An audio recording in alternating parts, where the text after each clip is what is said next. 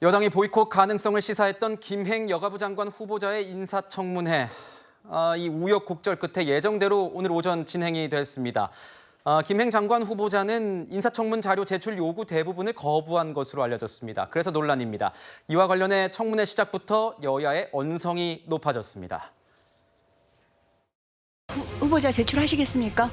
저희 딸은 지금 공개 대상이 아닙니다. 그래서 그거는 할 수 없고요. 제가 청문회 때 다 네네. 네. 언론에서 모든 걸 청문회에서 공개하겠다고 했는데 전혀 그런 태도를 위배되는 이런 모습을 보여주고 있습니다. 제가 발언하고 있지 않습니까? 그러니까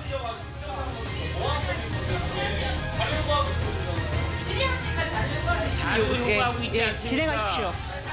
그러면 위원장한테 발언 신청하시고 하세요. 예의가 없어요. 예의가 없네. 마지막. 영화 대사처럼 들리네요. 예의가 없네. 오늘 인사청문회가 있기 전까지 김행 장관 후보자와 관련된 여러 의혹들이 연이어서 보도가 됐습니다. 이에 대한 김행 장관 후보자의 과거 해명 직접 들어보겠습니다. 제가 70년대 학번이에요. 여사님이 70년대 생이더라고요. 제가 인간관계가 좋기는 합니다. 그렇지만 그렇게 친구 관계를 맺기로는 너무도 먼 그대라고 저는 생각합니다. 자, 네네. 백지 신탁 파킹 없습니다. 제가 착각이 있을 수는 있을 것 같아요. 어떻게 10년 전 일을 기억을 하겠어요. 근데 진짜 파킹을 했으면 우리 신우이 것만 사줬지. 그 적자 회사를 그걸 제가 못 들어서요.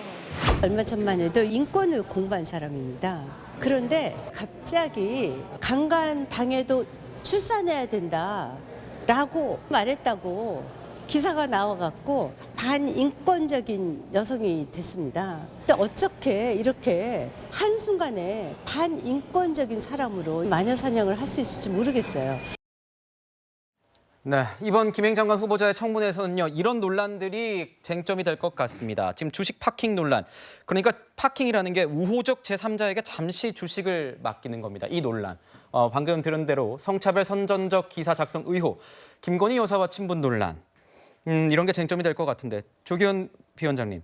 근데 이런 건 좀 아쉬운 대목인 것 같아요. 김행 후보자가 인사청문회가 열리기 전부터 청문회 자리에서 밝히겠다. 자료 제출 해야 되는 거 아니겠습니까? 자료 제출을 해야 인사청문 위원들이 그걸 보고 분석을 해서 이게 사실에 부합한 내용인 건지 확인을 해야 되는 건데 그 기회가 지금 없어진 거예요. 이 부분에 대해서는 조금 아쉽다는 생각이 좀 들기도 해요. 비판받아 마땅하다고 보고요. 청문회 자체를 지금 무력화시키고 있습니다.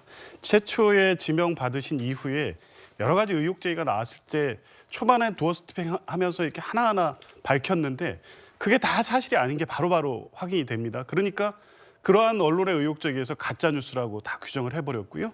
청문회에서 다 밝히고 제출하겠다고 했습니다. 근데 오늘 오전 청문회 시작할 때 보니까요. 야당에서 제출 요구한 자료 제대로 된 거 하나도 안 들어왔더라고요. 지금 세 가지 핵심 의혹 관련된 자료도 하나도 제출이 안 됐습니다. 그러니까 주식 파킹 논란 관련해서는 관련 거래 자료가 있어야 확인될 거 아닙니까? 그 부분에 대해서도 분명히 청문회 때 제출하고 밝히겠다고 했는데요. 사전에 얘기도 안 한 그 피켓을 갖고 나와서 그걸로 지금 설명하려고 하고 있습니다. 그러니까 당초부터 이건 소명할 수 없기 때문에 자료 제출도 안 하고 가짜뉴스라고 규정하고 결국에 오늘 청문회 자리에서도 그런 식으로 시간만을 끌고 청문회를 끝나면 대통령께서 알아서 임명해 줄 거다. 이런 생각으로 지금 이 자리에 임하고 있다고 보여집니다. 그러니까 야권에서는 이렇게 보고 있는 것 같습니다. 김행 후보자가 실질적으로 이거를 어떻게 해명하려고 하기보다는 시간을 끌고 그냥 임명되려고 하는 전략인 것 같다. 이렇게 얘기를 하는데 어떻게 보십니까? 먼저 근데 이제 세 가지 의혹의 밑에서부터 보면요. 네. 김건희 여사하고 이게 친분 논란이 이게 논란거리가 됩니까? 아니면 이게 여가부 장관 할 때 김건희 여사하고 친분 없는 사람만 골라야 됩니까? 이 말이 안 되잖아요. 아니 대통령이든 부인이든 친분이 있으면 안 됩니까? 능력을 보는 거지 그 친분이 그러면 굳이 모르는 사람을 꼭 택해야 됩니까? 이건 말이 안 되는 첫째 논란이고요. 그다음에 그 밑에 두 번째 성차별 선전적 기사 있잖아요. 이거는 제가 이게 전문을 다 봤어요. 이것도 이게 말도 안 되는 주장입니다. 어떻게 앞뒤 거두 절미 앞도 자르고 꼬리도 자르고 말도 안 되는 구절 하나 가지고 이런 기사 썼다. 그게 문맥이 전혀 백발 틀리더라고요. 이 기사를 전문을 좀 보세요. 민주당 공부를 좀 하라고. 기사가 다 나와 있으니 방송이나 자꾸 이게 꼬리 잡지 마시고 자 마지막에 주식 파킹 논란 있잖아요. 네. 이게 지금 그 당시에 재무 상태를 보세요. 그 당시에 잘 팔리면 뭐 팔든지 하겠죠. 근데 그때가 해석 상당히 어려울 때입니다. 근데 신우이는 그렇다 치고 공동 창업자 사이가 어떻습니까? 사이가 안 좋잖아요. 공동 창업자한테 파는 것도 다시 사주지 않습니까? 자, 그러면 이게 공동 창업자가 가만히 있겠습니까? 지금 공격하는데 따라서는 이게 신우이만 있는 게 아니잖아요. 저는 이 모든 걸 좀 제대로 재무 상태든 공동 창업자 조사를 하고 공개를 해야지. 그리고 마지막으로 이게 뭐 자료 안 냈다는데 이거는 청문회 때마다 자료 안 냈다는 건 매일 노는 이야기 아닙니까? 뭐 새삼스러운 이야기 아니죠. 근데 저는 이번 인사청문회를 지켜보면서 굉장히 좀 안타까운 생각이 많이 들었습니다. 물론 그 공직 후보자는 도덕성 검증이 필요합니다. 그 국민을 대표해서 국민을 위해서 일할 만큼의 도덕성과 책임성이 있는지 검증해야 된다고 봅니다.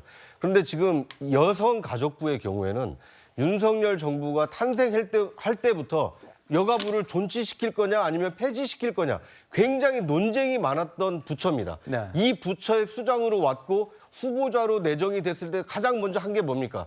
드라마틱하게 엑시트하겠다고 그러지 않았습니까? 도대체 엑시트하는 것이 맞는 건지 드라마틱하게는 어떻게 할 것인지 그리고 만약에 여성가족부를 폐지한다면 어떤 대안이 있는지 정책 검증을 하고 여가부의 앞으로 진로를 놓고도 여야 의원들이 얼마든지 심도 있는 논의를 할 수 있는 기회임에도 불구하고 후보자 개인의 어떤 뭐 자료 제출 요구 또는 어떤 그 일부 그 도덕성 검증에 지나치게 많은 열정과 시간을 낭비하고 있는 것이 아닌가. 정말 국민이 원하는 것은 여가부가 앞으로 존치할 것이냐 아니면 어떻게 없어질 것이냐. 없어진다라면 지금까지 해왔던 업무는 어떻게 분장할 것이냐 재분배할 것이냐. 이거에 대해서 많은 국민들이 좀 관심을 가지고 있습니다. 저는 인사청문위원으로 활동하고 계시는 야당 의원 또는 여당 의원들께서 그런 여가부의 어떤 존치 문제, 앞으로 진로 문제 이거에 대해서도 심도 깊은 질의를 해주시기를 좀 당부드리고 싶습니다. 네, 인사청문회는 지금 잠시 정회된 상태입니다. 점심 식사 이후에 이어질 텐데요. 김행 장관 후보자 그리고 이 여야 청문위원들이 어떻게 질의를 하고 답변을 하는지 지켜보도록 하겠습니다.